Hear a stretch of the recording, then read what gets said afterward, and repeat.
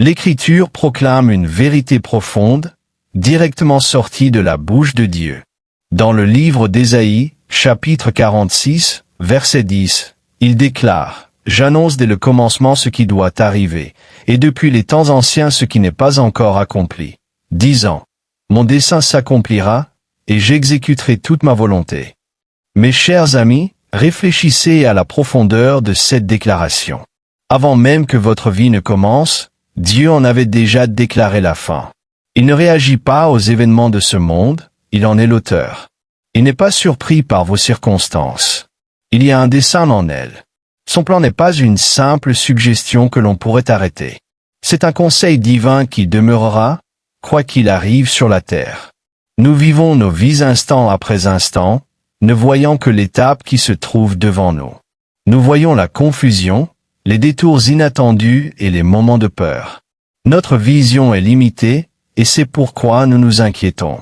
Mais notre Dieu voit toute la chronologie de l'histoire comme une seule image complète. Ce qui nous semble être un détour aléatoire fait en réalité partie d'un itinéraire soigneusement préparé pour nos vies. Ce qui nous paraît être un retard douloureux est en fait son timing parfait, exactement au moment voulu. Cette vérité ne promet pas une vie facile, mais elle promet une vie porteuse d'un but ultime. Elle offre une paix profonde et inébranlable qui ne repose pas sur notre compréhension, mais sur son contrôle absolu. L'Écriture nous dit aussi, dans le livre de Nahum, chapitre 1er, verset 7, « L'Éternel est bon, il est un refuge au jour de la détresse, et il connaît ceux qui se confient en lui. » Votre jour de détresse ne bouleverse pas son plan. Il demeure votre refuge, votre lieu de sécurité parfaite, parce qu'il a déjà déclaré votre fin victorieuse. Aujourd'hui, je vais explorer cette vérité profonde. Le contrôle de Dieu est absolu, parfait, et il agit toujours pour notre bien ultime, même lorsque nos circonstances semblent dire le contraire. Je vais également prier une prière puissante avec vous, au nom glorieux de Jésus. Alors regardez jusqu'à la fin et ouvrez vos cœurs pour recevoir les bénédictions de cette prière. Regardons maintenant cette vérité puissante, la souveraineté de Dieu dans les lieux inattendus. Mes amis, nous cherchons souvent le contrôle de Dieu dans de grands miracles évidents. Nous attendons un signe spectaculaire ou une voix forte venant du ciel. Mais bien souvent, son autorité divine se manifeste dans les moments silencieux, négligés, de la souffrance humaine et de la fidélité. Son contrôle n'est pas toujours un cri. Il est souvent un murmure constant à l'arrière-plan de votre vie. Considérons l'histoire d'une mère confrontée à une situation impossible que l'on trouve dans le livre de l'Exode. Un nouveau roi, Pharaon, était monté sur le trône en Égypte et il craignait les Israélites. Il donna un ordre terrible. Chaque nouveau-né hébreu de sexe masculin devait être jeté dans le Nil.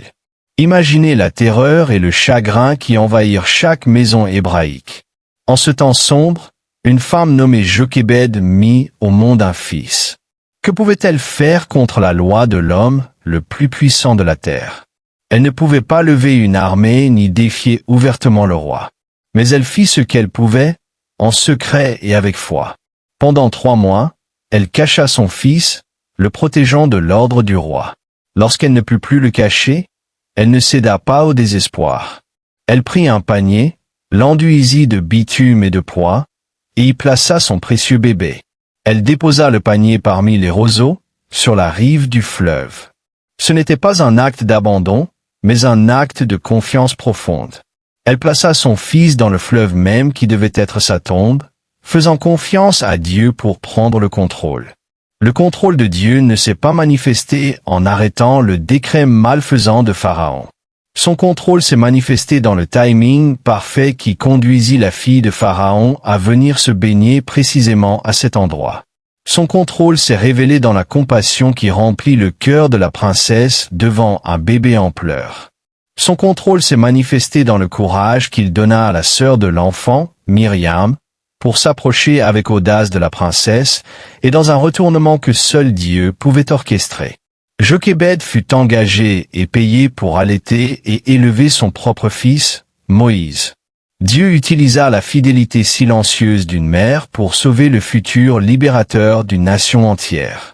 La Bible nous rappelle, dans le livre des Proverbes, chapitre 16, verset 9, « Le cœur de l'homme médite sa voie, mais c'est l'Éternel qui dirige ses pas. » Jochébed n'avait certainement pas planifié ce chemin douloureux, mais l'Éternel dirigea ses pas fidèles afin d'accomplir son dessein supérieur. Son contrôle se manifeste si souvent dans la force qu'il vous donne pour faire le prochain pas juste, aussi petit soit-il. L'Écriture nous dit également, dans le livre d'Ésaïe, chapitre 55, verset 9, « Autant les cieux sont élevés au-dessus de la terre, autant mes voix sont élevées au-dessus de vos voix, et mes pensées au-dessus de vos pensées. » Nous n'écririons jamais une histoire remplie d'une telle douleur, mais les voix de Dieu sont bien plus élevées, et il peut faire jaillir la rédemption de notre souffrance lorsque nous demeurons fidèles à lui. Concentrons-nous maintenant sur le dessein de Dieu dans notre attente. Mes chers amis, l'un des endroits les plus difficiles pour discerner le contrôle de Dieu se trouve dans les saisons d'attente. Lorsque nous avons l'impression que nos prières restent sans réponse, il est facile de penser que Dieu est loin. Nous pouvons confondre son timing parfait avec un manque d'attention. Pourtant, les saisons d'attente ne sont pas des espaces vides dans le plan de Dieu. Ce sont des temps actifs de préparation, où Dieu nous rend plus forts. Il est toujours à l'œuvre, surtout lorsque tout ce que nous pouvons faire est de l'attendre avec confiance. Dans le livre de Luc, nous lisons l'histoire de deux personnes merveilleuses nommées Siméon et Anne. Ils n'étaient ni des prophètes célèbres ni des rois puissants. Leur vie était marquée par une attente patiente et fidèle. Siméon était un homme juste et pieux, qui attendait la consolation d'Israël. Le Saint-Esprit reposait sur lui. L'Esprit lui avait révélé qu'il ne mourrait pas avant d'avoir vu le Messie du Seigneur. Ainsi, il passa sa vie dans le temple, à observer, prier et attendre l'accomplissement de cette unique promesse. Anne était une prophétesse très âgée. Elle était veuve depuis 84 années. Elle ne quittait jamais le temple et servait Dieu dans le jeûne et la prière, nuit et jour. Tous deux avaient reçu une promesse de Dieu, et ils avaient bâti toute leur existence autour de l'attente de son accomplissement. Pensez à toutes les années qui ont dû passer. Imaginez toutes les personnes qu'ils ont vues venir et repartir. Ils vivaient sous la domination du gouvernement romain, une époque troublée, mais leur espérance ne s'est jamais éteinte. Leur foi ne reposait pas sur ce qu'ils voyaient autour d'eux, mais sur la fidélité du Dieu qui avait fait la promesse. L'Écriture nous apporte ce réconfort dans le livre d'Habacuc, chapitre 2, verset 3. « Car c'est une vision dont le temps est fixé, elle marche vers son terme et ne mentira pas. Si elle tarde, attends-la, car elle s'accomplira certainement. Elle ne tardera pas. » Siméon et Anne ont vécu cette parole chaque jour. Ils savaient que les promesses de Dieu s'accomplissent selon son calendrier, et non selon le nôtre. Puis, un jour tout à fait ordinaire, un jeune couple nommé Joseph et Marie entra dans le temple avec leur bébé. À ce moment précis, conduit par l'Esprit, Siméon entra lui aussi dans le temple. Il prit l'enfant Jésus dans ses bras et bénit Dieu, car il tenait entre ses mains l'accomplissement de la promesse de toute une vie. À ce même instant, Anne s'approcha également et rendit grâce au Seigneur. Le contrôle de Dieu était parfait. Il avait organisé ce moment précis pour honorer la fidélité de ses serviteurs. Le psaume 27, verset 14, nous encourage en disant « Espère en l'Éternel, fortifie-toi et que ton cœur s'affermisse. Espère en l'Éternel. » Ton attente n'est pas une perte de temps. Dieu s'en sert pour fortifier ton cœur et te préparer à l'accomplissement merveilleux de sa promesse. Réfléchissons maintenant à notre réponse à l'autorité absolue de Dieu. Mes amis, si nous croyons réellement que Dieu est aux commandes, cela doit transformer notre manière de vivre chaque jour. Cela doit changer nos peurs en foi et notre orgueil en humilité. Cela doit transformer nos inquiétudes en une confiance profonde en lui. Dire que Dieu est souverain n'est pas seulement une belle idée. C'est un choix pratique et quotidien de remettre notre vie entre ses mains. Cela signifie que nous pouvons cesser d'essayer de contrôler des choses qui n'ont jamais été à nous. Le livre de Daniel nous en donne un exemple puissant dans la vie du roi Nebuchadnezzar. Il était alors le dirigeant, le plus puissant du monde. Il avait bâti un royaume impressionnant et était rempli d'orgueil à cause de ce qu'il avait accompli. Il se tenait sur le toit de son palais et disait, « N'est-ce pas ici Babylone la grande, que j'ai bâtie par la puissance de ma force et pour la gloire de ma majesté ?» À cet instant même, une voix se fit entendre du ciel. Son royaume lui fut retiré. Il fut chassé du milieu des hommes et se mit à manger de l'herbe comme les bœufs. Son corps fut mouillé par la rosée du ciel, jusqu'à ce que ses cheveux deviennent comme des plumes d'aigle et que ses ongles ressemblent à des griffes d'oiseaux. L'homme le plus puissant de la terre fut humilié d'une manière qui brisa complètement son orgueil. Il perdit tout ce sur quoi il avait fondé son identité, sa propre puissance, son propre honneur, son propre contrôle. Ce n'est qu'après ce temps d'humiliation que son esprit lui fut rendu, et la première chose qu'il fit fut de lever les yeux vers le ciel et de bénir le Dieu Très-Haut. Il loua et honora celui qui vit éternellement. Il comprit enfin que la domination de Dieu est une domination éternelle. L'Écriture rapporte cette nouvelle compréhension dans le livre de Daniel, chapitre 4, verset 35. Tous les habitants de la terre sont regardés comme néants. Il agit selon sa volonté dans l'armée des cieux et parmi les habitants de la terre. Et il n'y a personne qui résiste à sa main ni qui lui dise « Que fais-tu » Nebuchadnezzar apprit que la véritable paix ne se trouve pas dans la construction de nos petits royaumes personnels. Elle se trouve dans la soumission au seul vrai roi. Il comprit que le contrôle de Dieu est total et que la seule réponse juste est de l'adorer. Comment cela s'applique-t-il à nous aujourd'hui? Nous ne sommes peut-être pas des rois de Babylone, mais nous avons tous des domaines de notre vie que nous essayons de contrôler. Notre travail, notre famille, notre argent, nos projets. Nous nous épuisons à vouloir tout gérer, mais Dieu nous offre une voie bien meilleure. La Bible nous dit, dans la première lettre de Pierre, chapitre 5, verset 7, « Déchargez-vous sur lui de tous vos soucis, car lui-même prend soin de vous. » Voilà comment nous devons répondre à son contrôle. Nous lui remettons nos soucis, nos inquiétudes et notre besoin de tout diriger, car ses mains sont assez fortes pour tout porter. La soumission n'est pas un abandon. C'est notre plus grand acte de foi envers celui qui est toujours aux commandes. Mes amis, le contrôle de Dieu n'est pas une puissance froide et distante, mais une présence chaleureuse et aimante qui donne un sens à notre douleur, un accomplissement en son temps et une paix profonde lorsque nous nous abandonnons à lui. Lorsque vous relâchez votre prise, vous découvrez que votre vie est en sécurité entre ses mains. Maintenant, à tous ceux qui entendent ma voix, approchons-nous du Seigneur dans la prière. Je vous invite à prier cette prière avec moi, ou à l'écouter avec foi, afin de recevoir toutes les bénédictions qui y sont attachées. Prions notre Dieu plein de grâce et d'amour. Père céleste, Seigneur souverain, tu es l'alpha et l'oméga, le commencement et la fin. Tu tiens le monde entier dans tes mains et rien n'arrive en dehors de ta connaissance. Je te remercie, Seigneur, pour ta bonté et ta miséricorde qui m'accompagnent tous les jours de ma vie.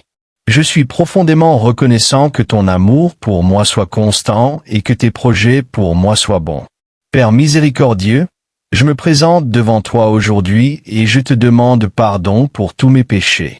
Je me détourne des moments où j'ai douté de ton contrôle et où j'ai essayé de tout gérer par mes propres forces. Purifie-moi de toute injustice et renouvelle mon esprit.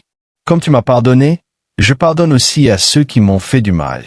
Seigneur, aujourd'hui je te remets chaque domaine de ma vie. Je place mes proches, mon travail, ma santé et mon avenir entre tes mains aimantes. J'ai confiance que tu contrôles chaque détail, même ceux que je ne comprends pas.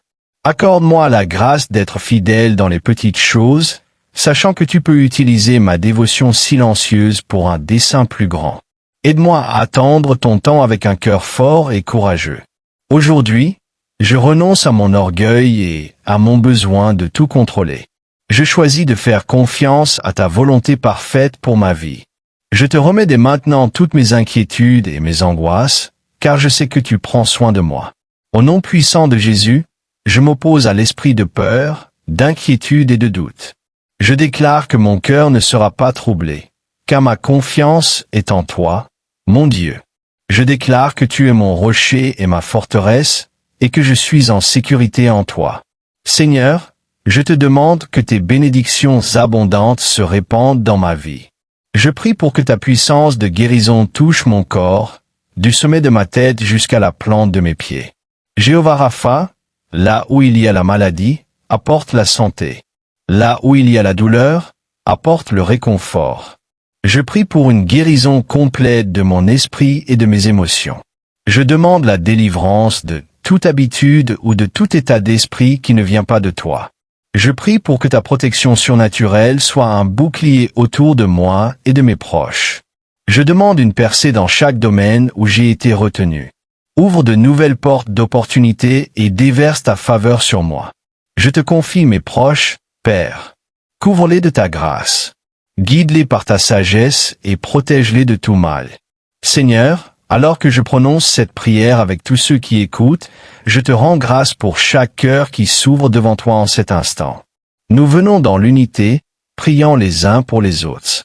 Nous nous tenons ensemble dans la foi, déclarant que tu es aux commandes de nos vies. Nous recevons ta paix qui surpasse toute intelligence. Nous saisissons tes promesses de guérison, de provision et de protection pour nous-mêmes et pour nos proches. Nous te remercions parce que nous sommes plus forts ensemble, unis dans la prière. Seigneur, nous te rendons tout honneur et toute louange, car à toi appartiennent le règne, la puissance et la gloire pour toujours. Merci, Seigneur, d'entendre et d'exaucer ma prière. Au nom puissant de Jésus, je prie. Amen. Si cette prière t'a béni, écris le mot Amen dans la section des commentaires ci-dessous.